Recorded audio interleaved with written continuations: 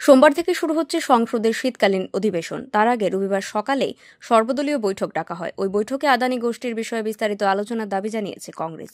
অধিবেশনে আদানি গোষ্ঠীর বিষয়ে আলোচনা ছাড়াও মণিপুরের অশান্তির প্রসঙ্গ নিয়েও আলোচনা চেয়েছেন রাহুল গান্ধী এবং মল্লিকার্জুন খার্গেরা। সর্বদল বৈঠকের পর একথা জানিয়েছেন কংগ্রেস নেতা প্রমোদ তিওয়ারি। এর পাশাপাশি দিল্লির দূষণ এবং ঘন ঘন ট্রেন দুর্ঘটনার মতো বিষয়গুলো নিয়েও সংসদে আলোচনা করতে চাইছে কংগ্রেস। উল্লেখ্য, আমেরিকার আদালতে সম্প্রতি প্রমাণসহ অভিযোগপত্র জমা পড়েছে আদানি গোষ্ঠীর বিরুদ্ধে।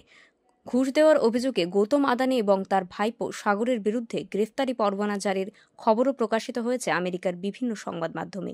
ঘুষের মামলায় সমনও জারি করা হয়েছে আদানি গোষ্ঠীর কর্ণধার গৌতম আদানি এবং তার ভাইপো সাগরের বিরুদ্ধে।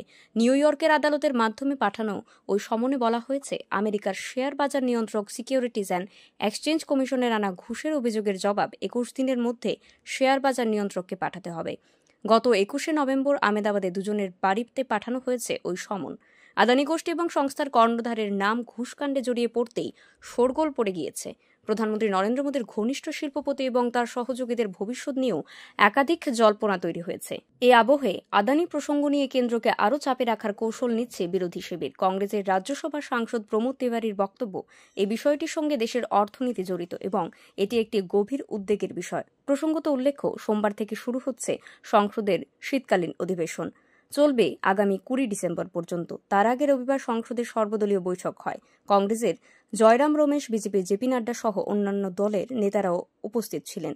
মনে করা হচ্ছে, অধিবেশনে বাকি বিরোধী দলগুলিও আদানি প্রসঙ্গ নিয়ে লোকসভার বিরোধী দলনেতা রাহুল গান্ধীর সঙ্গে সুর মেলাতে পারেন। এই ক্ষেত্রে বিরোধীরা আদানি কাণ্ডে যুগ্ম সংসদীয় কমিটি তদন্তের দাবি করেন কিনা এখন সেটাই দেখার বিষয়।